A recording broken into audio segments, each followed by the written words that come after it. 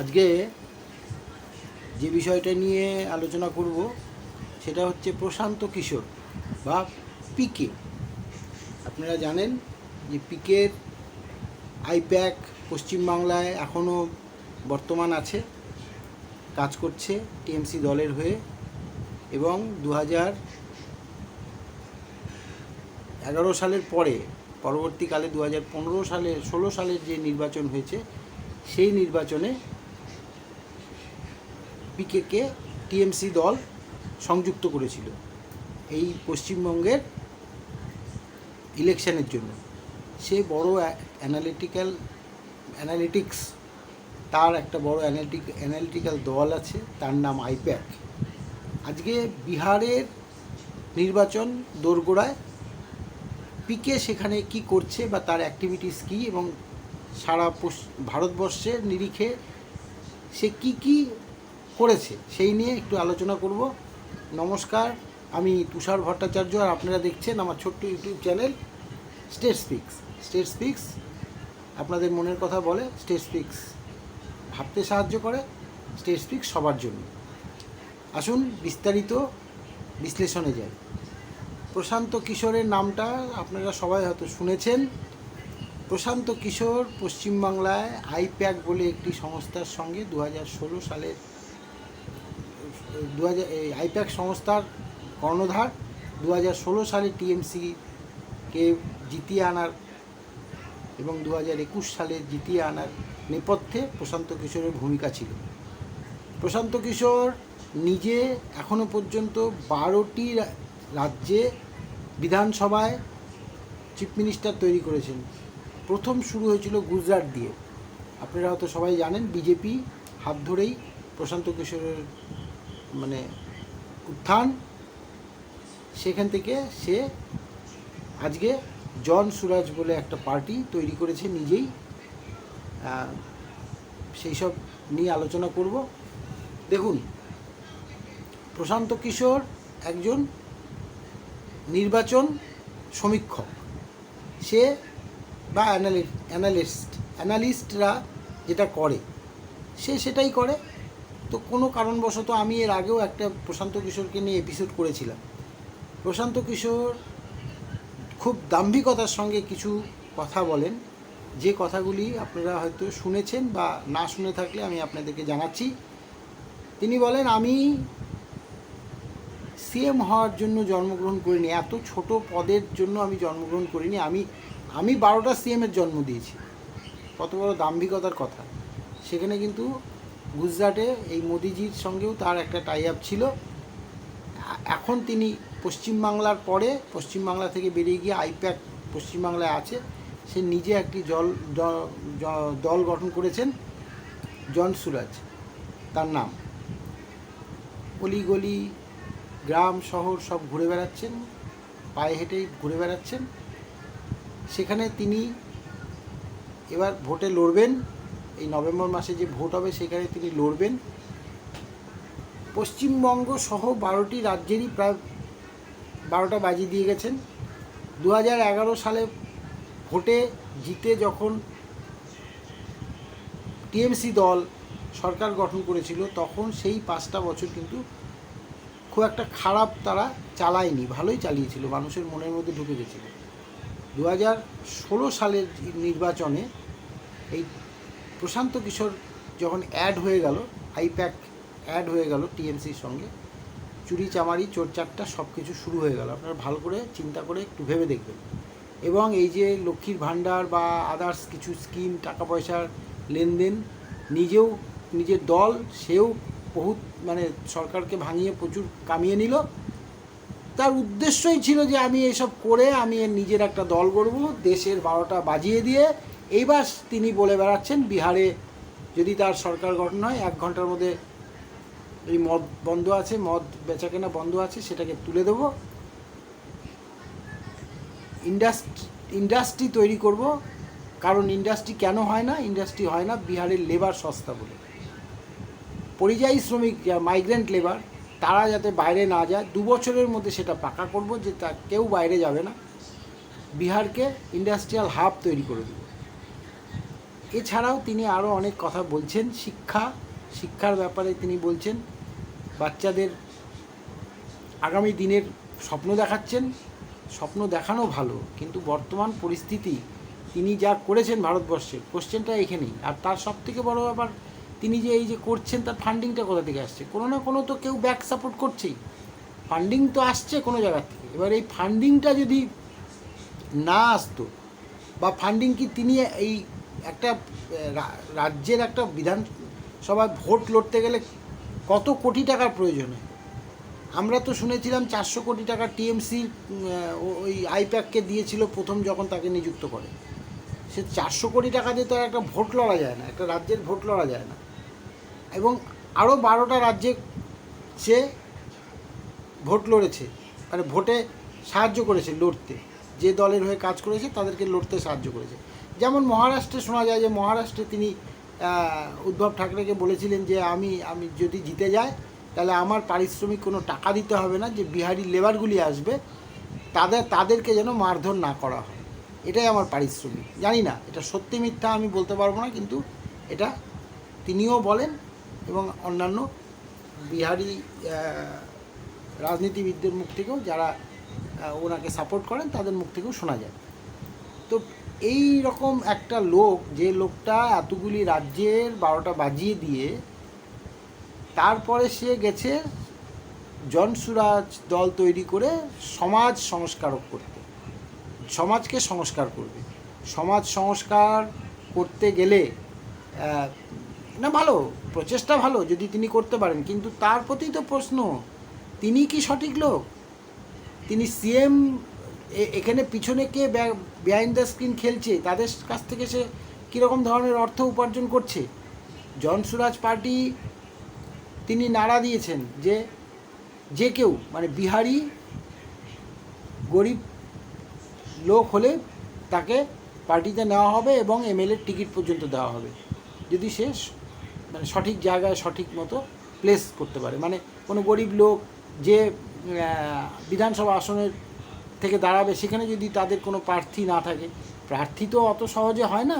একটা দল প্রাথমিকভাবে যখন শুরু করে তখন শুরুতেই তো আর সরকার গঠন করার পরিস্থিতিতে চলে যায় না। এবং এখানে বড় বড় দল আরজেডি আছে, জেডিইউ আছে, বিজেপি আছে, এদের সঙ্গে ফাইট করতে হবে। আগামী দিনে এরা কি করবে, কতটা ভালো ফল করবে কি করবে না, সেটা তো, যেমন সাংবাদিকদের নানা রকম প্রশ্নের উত্তরের মাঝখান থেকে একটা প্রশ্নের উত্তরে তিনি বললেন জেডিইউ মানে নীতিশ কুমারের দল 25টার বেশি আসন পাবে না, যদি 25টার বেশি আসন পায় তাহলে সে সব কিছু ছেড়ে দেবে। মানে যদি তার যদি দলও জিতে আসে, তাও তিনি এই জনসুরাজ পার্টি থেকে ইস্তফা দিয়ে দেবেন, তিনি এইসবের মধ্যে থাকবেন না। এই যে দেখুন, এইসব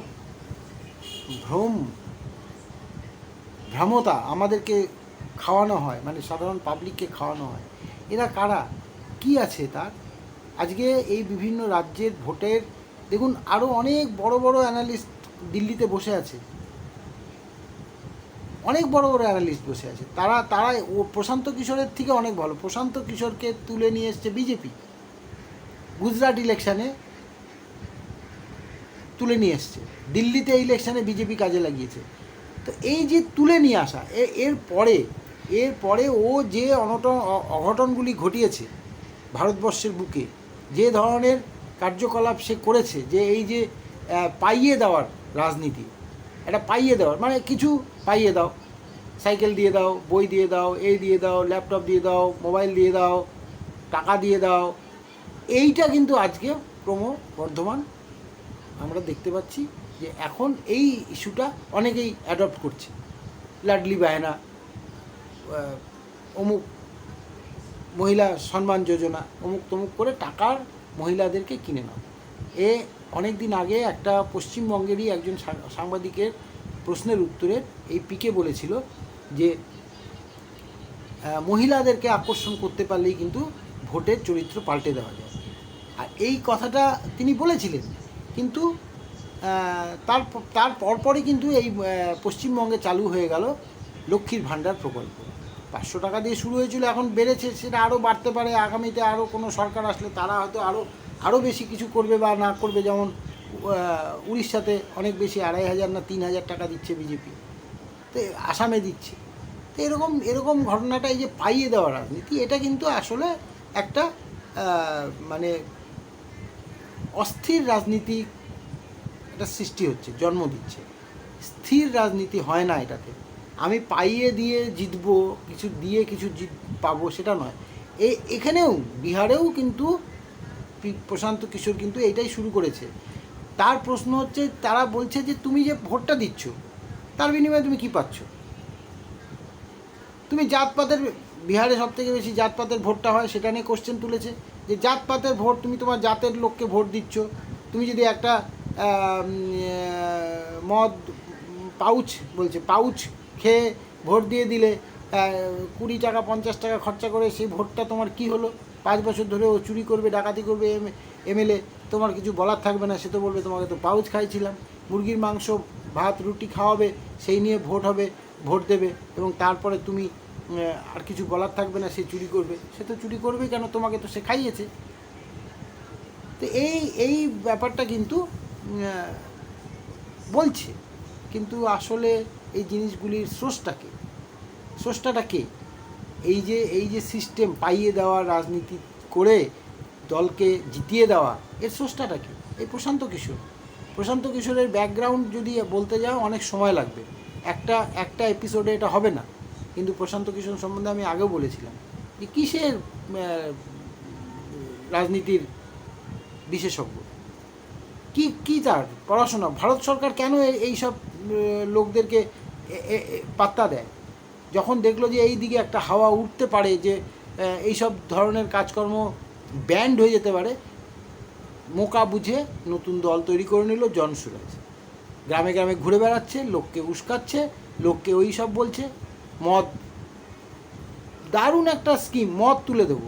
মদের যে ব্যান্ডটা আছে বিহারে, ঠিক আছে, আমি মানি যে ওখানে ব্ল্যাকে মদ বিক্রি হয়, 100 টাকার মদ 300-400 টাকায় বিক্রি হয়। ছেলেমেয়েরা মদের বদলে অন্য নেশা করে, মানে ড্রাই নেশা যেটাকে বলে, সেই সব করে। এটা আমি বিহার ঘুরতে গিয়ে বা বিহারের অনেক লোক সঙ্গে কথা বলে আমি জেনেছি। আমি অনেকবারই বিহারে গেছি, আমার সঙ্গে অনেক বিহারি লোকের, রাজনীতিবিদদের যোগাযোগ আছে। আমি তাদের সঙ্গে কথা বলি, তারা স্বীকার করে যে হ্যাঁ, এই মদটা বন্ধ হয়ে একটা কিন্তু শুকনো নেশার একটা চলন হয়েছে। তো এই সব জিনিসগুলি কিন্তু তুলে দেবে, তাহলে কী হবে? মদটা ওপেন হয়ে যাবে। এই যে মদটা তুলে দেবে, এই একটা ইস্যু, এটা কিন্তু একটা বড় ইস্যু হয়ে ধাক্কা দিতে পারে যে কোনো রাজনৈতিক দলকে। মাইগ্রেন্ট লেবারদের সম্বন্ধে বলছে যে আমরা বাইরে যারা চলে যাচ্ছে তাদেরকে আমরা 2 বছরের মধ্যে আমরা যদি ফিরিয়ে আনবো, এখানে কাজের ব্যবস্থা করব। যদিও সম্ভব না, কিন্তু বলছে তো। আরও বলছে কেন বিহারে শিল্প হয় না? কারণ বিহারে যদি শিল্প হয় তাহলে বিহারি শ্রমিকরা বাইরে যাবে না। আজকে পাঞ্জাবে ধান কাটতে আমি যাচ্ছিলাম ট্রেনে করে, তো আমি দেখলাম এক গাদা ছেলে, বিহারি ছেলে ট্রেনে উঠলো। তো কথায় কথায় তাদের সঙ্গে কথা বললাম, তো তারা বললো আমরা যাচ্ছি পাঞ্জাবে ধান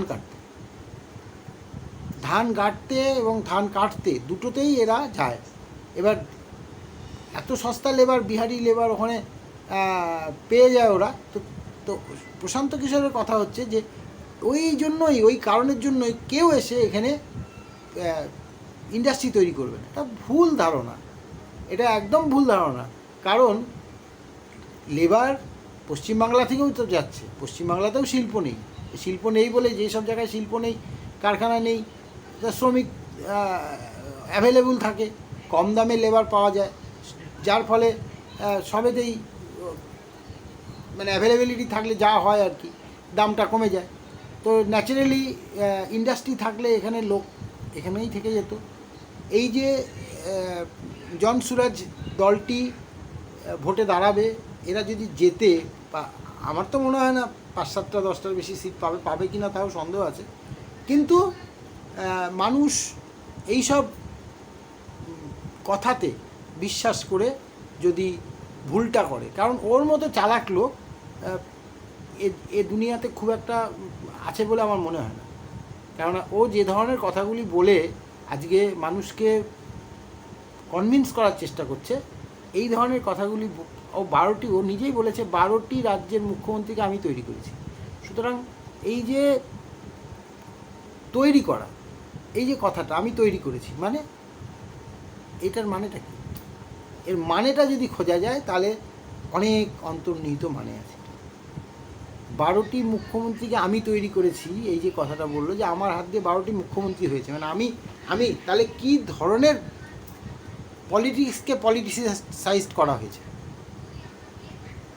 এই জায়গাগুলিকে ভাবতে হবে। প্রশান্ত কিশোরকে আমি বলছি না প্রশান্ত কিশোর সেখানে আসলে পরে একেবারে খুব, বিহারের দেখুন, বিহারের নীতিশ কুমারেরও অবস্থা খুব একটা ভালো বলে মনে হয় না।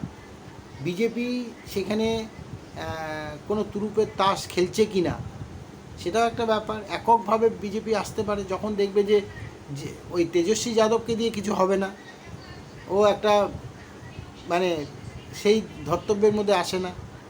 লালু প্রসাদের সময়কাল শেষ হয়ে গেছে, জঙ্গল রাজ বলে পরিচিত ছিল, সেটা শেষ হয়ে গেছে।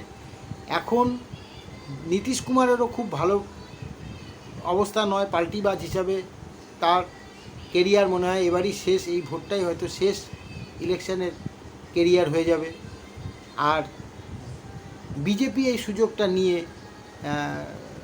প্রশান্ত কিশোরকে তো বসিয়ে দেয়নি ওখানে, কারণ প্রশান্ত কিশোর কিন্তু কথায় কথায় কিন্তু মোদিজির সুনাম করে যাচ্ছেন।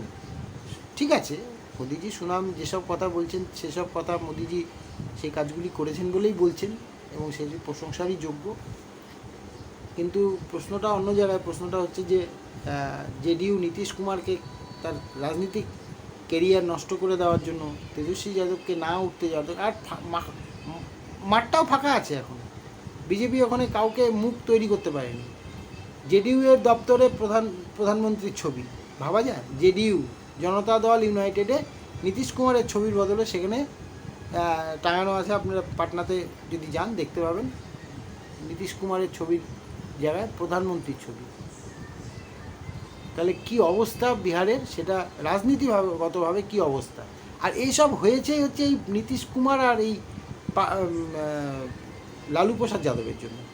বিহারটাকে পৈতৃক সম্পত্তি মনে করে লুটতরাজ করেছে এরা নিজেদের মতো করে। প্রথম দিকে নীতিশ কুমার প্রথম 5 বছর খুব শক্তিশালী মুখ্যমন্ত্রী হিসাবে কাজ করেছিলেন, যেটা আমাদের এখানে পশ্চিমবাংলার মুখ্যমন্ত্রী মমতা বন্দ্যোপাধ্যায় প্রথম 5 বছর যেভাবে কাজ করেছিলেন, পরবর্তী সময়গুলিতে একদম লুটতরাজ করে শেষ করে দিয়েছেন। আমাদের এখানেও সেই একই অবস্থা, চোর ডাকাতে ভরে গেছে। টিভি, সোশ্যাল মিডিয়া খুললেই আমরা আজকে এখানে, কালকে ওখানে, পরশুদিন ওখানে, সবই দেখতে পাচ্ছি। এখন তৃণমূলে হচ্ছে। যেহেতু বিজেপি এখনও শান্তশিষ্টভাবেই চলছে, বিজেপি মার খাচ্ছে কিন্তু মারছে না। মারছে ওই যে শ্রমিক ভট্টাচার্য বললেন, মারছে তৃণমূল, মরছে তৃণমূল, মারছে মুসলমান, মরছে মুসলমান, কথাটা একদম অ্যাপ্রোপ্রিয়েট। তো যাই হোক, আমি আজকে পশ্চিমবঙ্গ নিয়ে আলোচনা করছি না, আমি করছি পিকের ব্যাপারে। পিকের থেকে সাবধান বিহারি যারা আছেন, বিহারে যারা ভোট দিতে যাবেন, পিকের থেকে সাবধান থাকবেন। ওর মতো ঝানু পলিটিশিয়ান বা অ্যানালিটিক্স ভূভারতে খুব একটা নেই বললেই চলে। কারণ ও যদি 12টা মুখ্যমন্ত্রী তৈরি করে থাকে তাহলে বুঝতে পারছেন তো, ও নিজে মুখ্যমন্ত্রী হতে চাইছে না, বলছে আমি মুখ্যমন্ত্রী হওয়ার জন্য, ও প্রধানমন্ত্রী হওয়ার জন্য জন্ম নিয়েছে। মানে আমি যদি একটা রাজ্যে নির্বাচন লড়ি, আমার দলের আমি যদি হোতা হই, প্রধান হই, তাহলে আমি তো মুখ্যমন্ত্রীর জন্যই বলবো। কিন্তু ও নিজে বলছে যে না, আমি মুখ্যমন্ত্রী হওয়ার জন্য জন্মগ্রহণ করিনি। আমার দাদু এখানে বয়েল গাড়ি চালাতো, গরুর গাড়ি চালাতো। আমি এইখানকার স্কুল থেকেই পড়াশোনা করেছি বিহারে। ঠিক আছে, তাহলে তুমি কি হওয়ার জন্য জন্মগ্রহণ করেছো? কেন তুমি জনসুরাজ দলটি তৈরি করলে? উদ্দেশ্যটা কি? বা কারো মানে অন্য কারো উদ্দেশ্য কি? বিহারে কি বিজেপি তার নিজের শক্তির দ্বারা সম্পূর্ণভাবে আসতে পারবে না, সেই জন্য ভোট কাটার রাজনীতি? হতে পারে, আবার নাও হতে পারে। আপনারা বলবেন। আমি তুলে ধরলাম প্রশ্ন যে প্রশান্ত কিশোরের জনসুরাজ কারো মদতে, কার ফান্ডিংয়ে বা কার মদতে বিহারের ইলেকশন লড়ছে। আজকে এই পর্যন্তই। সবাই ভালো থাকবেন, সুস্থ থাকবেন। চ্যানেলটি ভালো লাগলে লাইক, শেয়ার, সাবস্ক্রাইব করবেন। ভালো না লাগলে ডিসলাইক করবেন। আনন্দে থাকবেন, আনন্দে থাকাটা আমাদের খুব জরুরি। নমস্কার।